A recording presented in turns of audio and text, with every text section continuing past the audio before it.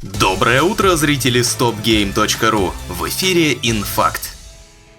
Мы можем только предполагать, что подтолкнуло боссов Microsoft закрыть студии Arkane Austin и Tango Gameworks, но есть люди, к которым, вероятно, стоило бы прислушаться. Например, свое мнение высказал бывший пиар-менеджер Xbox Брэд Хилдебранд, который проработал на этой должности 5 лет и ушел из компании за считанные дни до распуска команд Bethesda. Первой причиной Хилдебранд называет Game Pass. Практически все тайтлы, запущенные в каталог, сильно не добирают по продажам. Логичный ход со стороны игроков — купить подписку и получить кучу игр, вместо того, чтобы покупать одну конкретную. Вот только и Game Pass не показывает такого роста популярности, который мог бы компенсировать плохие продажи. Игры вроде Hi-Fi Rush дают небольшой прирост по доходам от подписки, а потом быстро вылетают из чартов ввиду более свежих релизов. Система работала раньше, но времена меняются. Game Pass же сбавил обороты за счет неудач последних двух поколений консолей Xbox.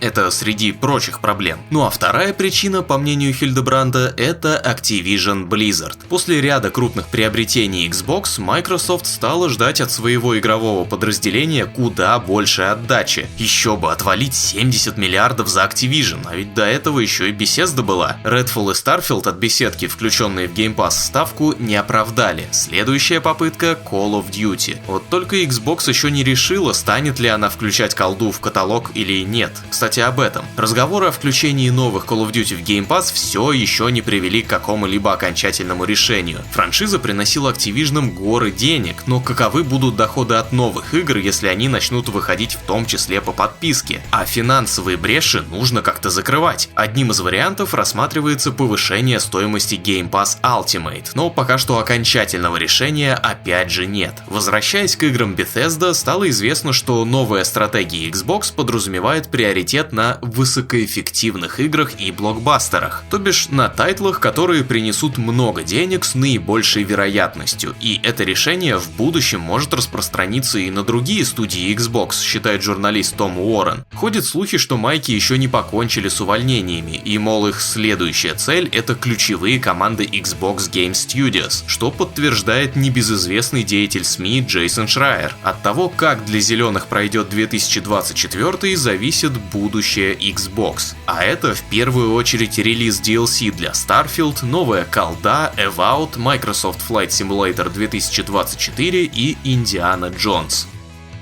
Сначала Мэтт Бути объявляет о закрытии Tango Gameworks, авторов Hi-Fi Rush, а затем проводит собрание, на котором говорит: нам нужны игры масштабом поменьше, которые прибавят нам очков репутации и заработают награды. Ну то есть им нужны игры вроде Hi-Fi Rush. Гениально! Однако существует мнение, что Tango оказалась под ударом из-за своих планов на продолжение, которые уже начали питчить. Сиквел потребовал бы куда большее количество разработчиков, а материнская компания не могла позволить себе расширение студии. Это прямо говорит нам о том, что Ninja Theory и Obsidian окажутся в опасности, как только выпустят Hellblade 2 и Evout, говорит журналист Джеймс Галицио. Не имеет никакого значения, добьются ли они успеха. Если вдруг они захотят начать предлагать проекты, руководство будет рассматривать это как обузу. Джейсон Шрайер же немного поправил коллегу, заявив, что ZeniMax пришлось консолидироваться, а для этого боссы решили прикрыть студии, у которых нет проектов в активной разработке. Есть огромная разница между «мы закрываем две студии, потому что они что-то питчили» и «мы вынуждены закрыть две студии, поэтому выбрали те, которые предлагают что-то сделать», уточнил Шрайер. Короче, ситуация очень и очень тревожная. Во что все это выльется — загадка.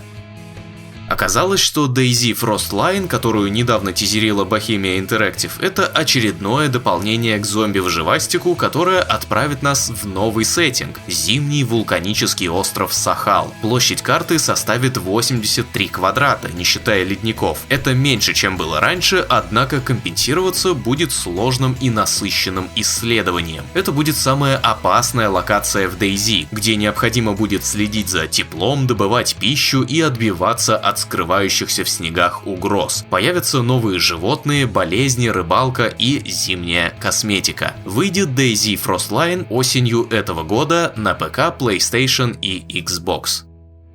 Создатели Jurassic World Evolution взялись за разработку еще одной игры, посвященной доисторическим ящерам. Однако это вовсе не обязательно будет третья часть симулятора строительства парка с динозаврами. Новая игра планируется к выходу между 1 июня 2025 и 31 мая 2026.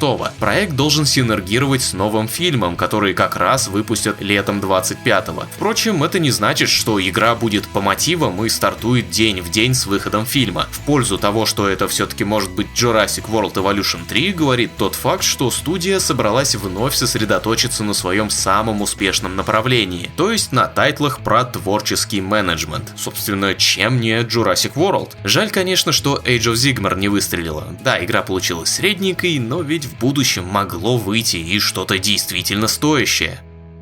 Следующим объектом для кроссовера с Dead by Daylight разработчики из Behavior Interactive неожиданно избрали Dungeons and Dragons. Нет, D&D, конечно, в последнее время на хайпе, но хоррор по подземельям и драконам? Подробности не раскрываются, но есть намеки на то, что D&D станет темой всей главы, а значит, новые выжившие и убийцы придут откуда-то оттуда. Детали узнаем, скорее всего, на стриме в честь дня рождения ДБД 14 мая в 18:00 по МСК.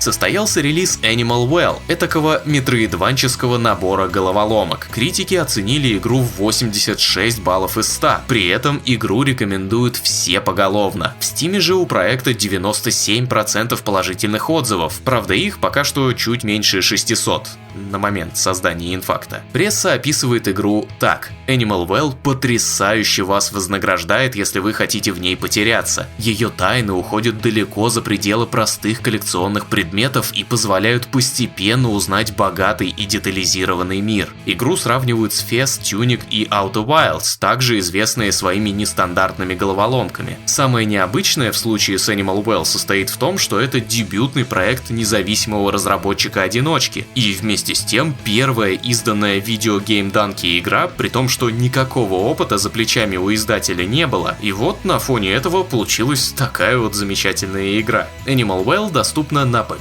PlayStation 5 и Nintendo Switch.